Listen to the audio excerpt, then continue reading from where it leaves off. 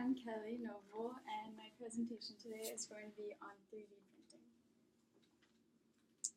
So what is 3D printing? 3D printing is basically creating a three-dimensional file on a computer software program and then creating it into a real three-dimensional object.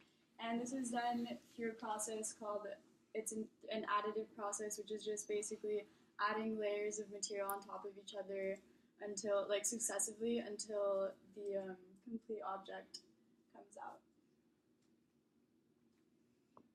Okay, the first step is the design, which a three-dimensional design is made using a computer-aided design. Examples of these are Google SketchUp, Tinkercad, Blender, just like random software programs. So the software will take your object and divide it into hundreds of layers or cross-sections so that the printer will be able to easily digest that information for actually creating the object. The next step is creating the actual object with materials. So the designs are transferred from computer to object. The printers, I'm going to show you a video in a few seconds to give you a better idea because I know it's kind of a hard concept to grasp. It took me a while to really understand what exactly they were doing, but it's just scanning over the object every time, and it's either splotting or spraying or squeezing the design onto the material. When it's done printing, the excess material needs to be removed, and then at that point you can add decorations or colors, make your design more realistic. So yeah, I have this video to get a better idea.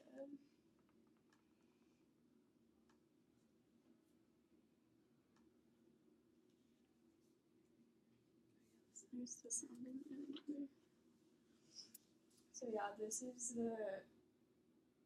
an example of the layering process.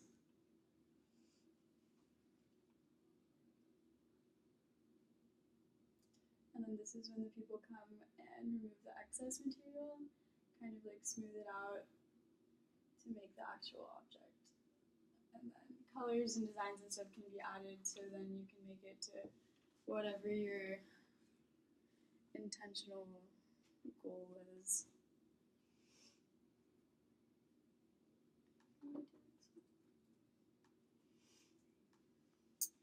So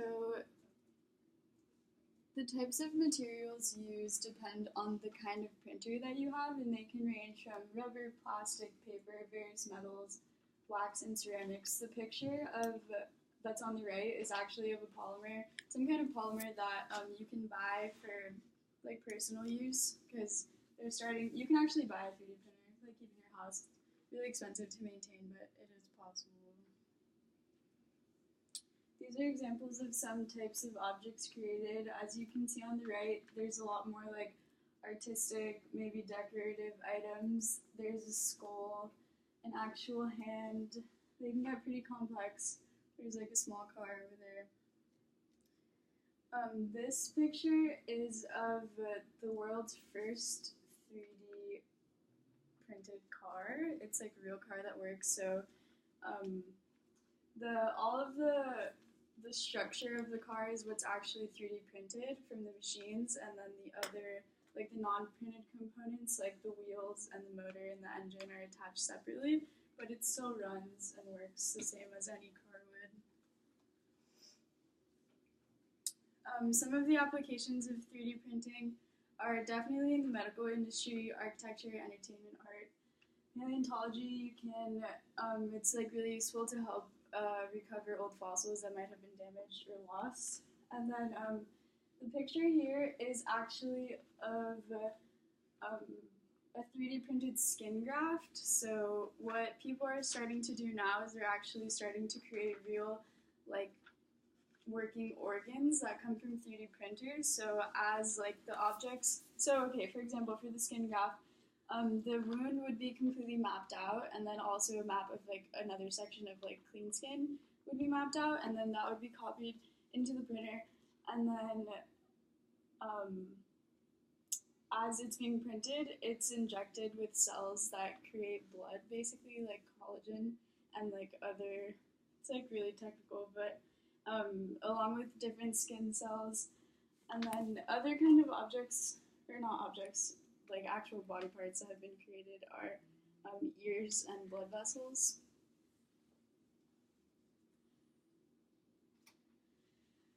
Okay, so some of the major impacts on society are manufacturing. So shipping and trade may potentially become unnecessary because a lot of the objects that you might need you can just create on the spot.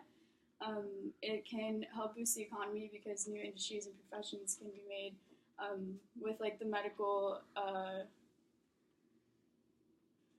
applications that I was just talking about. It could definitely have help increase like the regular life expectancy for humans, and they're also extremely energy efficient. Less waste is created because it's not like the same gases that are released from manufacturing aren't going to be um, released the same, so the carbon footprint can potentially be lowered. And then, while 3D printing has potential to be really awesome, there are some disadvantages. So it creates some jobs, but eliminates a lot of others, like a lot of manufacturing jobs. It accounts for like a large percent, especially in the U.S. and other developed nations. Problems with copyright and creating counterfeit items. If like they're so identical to real objects, it could be hard to tell them apart. Also, the potential of creating weapons or other dangerous objects, and they are very expensive.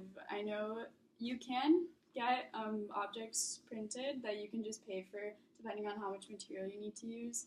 But if you want to buy like a 3D printer, they're usually like around $1,000. And then you have to buy the material separately because you probably don't have like a bunch of scrap metal laying around your house or something like that.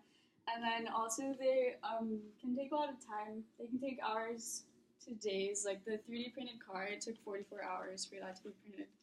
So just some problems that would arise. And these are just some links. And that's it. Does anybody have any questions?